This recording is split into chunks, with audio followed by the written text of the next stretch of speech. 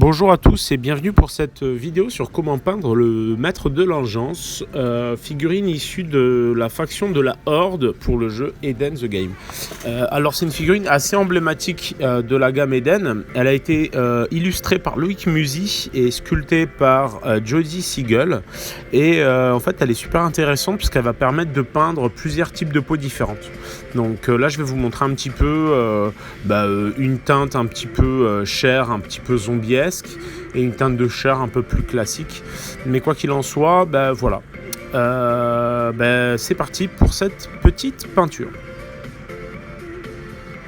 Tout d'abord, j'ai sous-couché toute la figurine avec tout simplement une baume de sous-couche marron de chez Army Painter. Et ensuite, je suis revenu au Dark Tone sur l'entièreté de la figurine, de sorte à avoir finalement tous les creux qui ressortent, tous les détails, de sorte à vraiment avoir une meilleure lisibilité et une meilleure vue d'ensemble.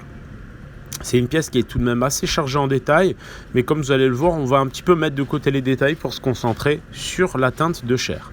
Je commence avec le Fur Brown, et en fait, je vais commencer par éclaircir toutes les zones de peau, quelles qu'elles soient, que ce soit pour avoir une peau plus tard un petit peu désaturée, un petit peu zombiesque, ou encore une peau plus humaine, plus classique.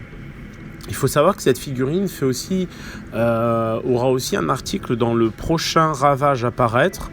Aussi, si vous voulez avoir un petit pense pas bête, n'hésitez pas à vous procurer le prochain Ravage. Ça vous permettra d'avoir un petit peu un suivi étape par étape encore plus précis. Donc là, comme vous le voyez, je viens toujours avec le flanc de mon pinceau pour vraiment caresser et poser vraiment la lumière là où elle est la plus intense.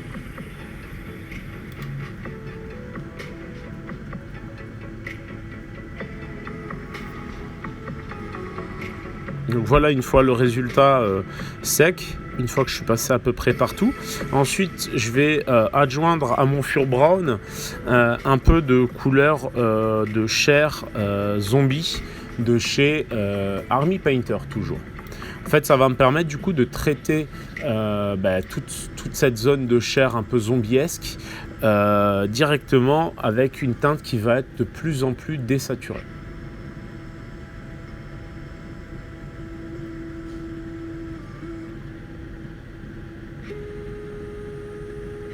Donc la teinte Army Painter, le nom précis c'est Necrotic Flesh, c'est un espèce de vert très terne qui va vous permettre, comme je le disais, d'avoir vraiment une peau de zombie. Donc je vais faire ce traitement sur la peau du personnage principal et de la petite fillette. Pour une fois, je vais un petit peu inverser les rôles et du coup toutes les autres chairs seront des chairs un peu plus humaines, comme si finalement c'était des monceaux de cadavres, encore frais. C'est un peu glauque, mais bon, dans Eden, on se permet des choses un peu glauques, donc ça tombe plutôt bien. Donc ensuite, je vais revenir ensuite tout simplement directement avec du Necrotic Flesh quasiment pur pour rehausser, pour m'occuper des derniers éclaircis, de sorte à avoir une figurine qui ressorte un maximum. Souvent, je conseille sur des figurines qui peuvent paraître un peu complexes avec pas mal de détails, je conseille toujours de focaliser l'attention sur les zones sur lesquelles on veut attirer l'œil. Ici par exemple, étant donné que ça va être la chair, on va vraiment passer du temps à traiter la chair et on va délibérément un peu négliger tout ce qui est bandelettes et tout ça. On va les traiter très rapidement sur la fin, de sorte à ce que finalement ce soit la chair qui ressorte le plus et pas tous les petits éléments annexes à côté.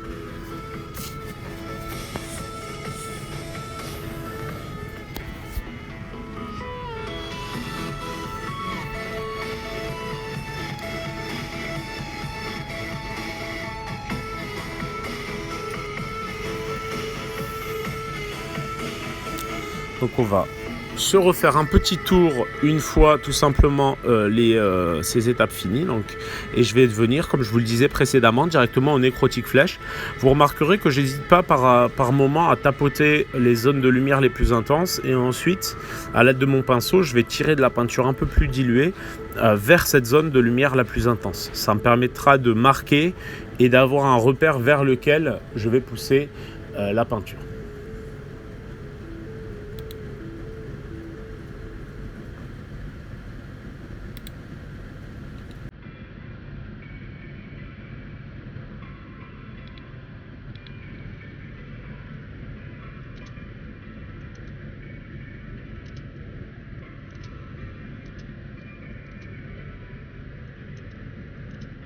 Je vais revenir du coup ensuite avec du Fur Brown avec une petite pointe de peinture ivoire. Donc vous pouvez, si vous n'avez pas d'ivoire typiquement, vous pouvez très bien revenir directement avec une petite pointe de blanc. Le fait est que ça va désaturer un petit peu le Fur Brown pour avoir une chair un peu plus claire.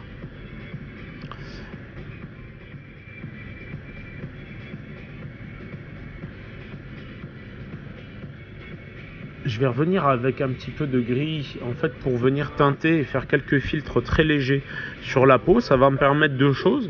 Ça va me permettre d'une part de cleaner mes transitions pour avoir des dégradés encore plus clean et de continuer à donner un effet de chair un peu cadavérique avec justement ce côté terne.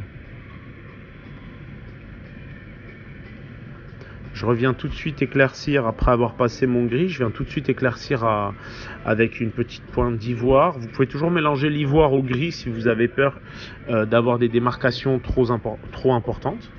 Je reviens aussi au gris sur le chapeau, de sorte à faire un petit peu ressortir le chapeau, sachant que celui-ci sera noir, sera sur des couleurs très sombres jusqu'au noir à la fin.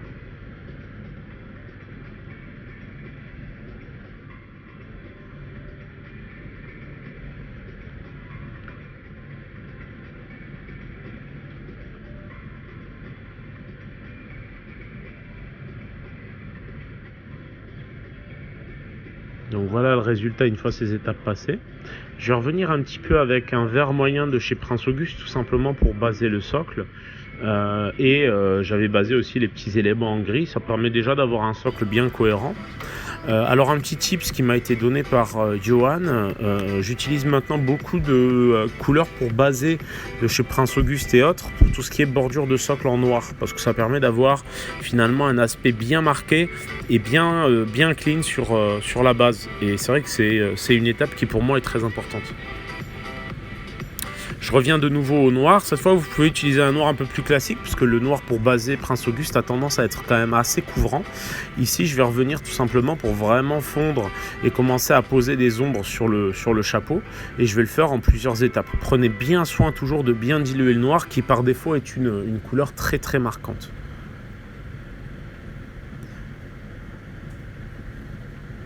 Je vais continuer à pousser un petit peu mes ombres avec ce même noir.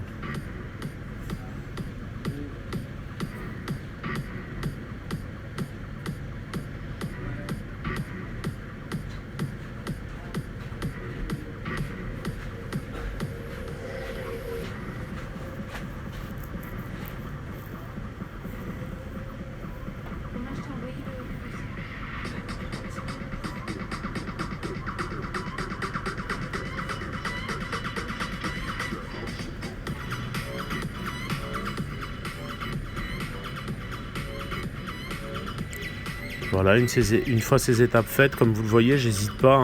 Au noir, je vais venir un petit peu creuser et ombrer différentes zones pour que les zones se détachent les unes des autres. Ici, par exemple, je reviens sur le bois, tranquillement mais sûrement, pour que, en gros, la zone du crucifix où le corps est attaché soit un peu plus sombre pour que le corps lui-même ressorte un petit peu.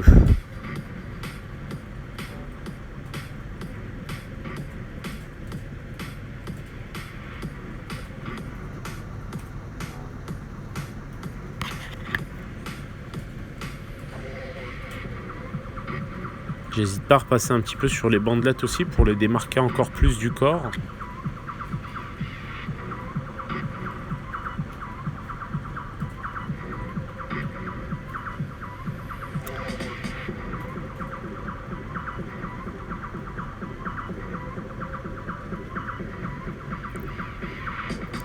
Je ne vais pas hésiter à revenir un petit peu comme vous le voyez à l'ivoire pour rehausser mes quelques légers détails, pour faire ressortir un petit peu la bordure du chapeau par exemple.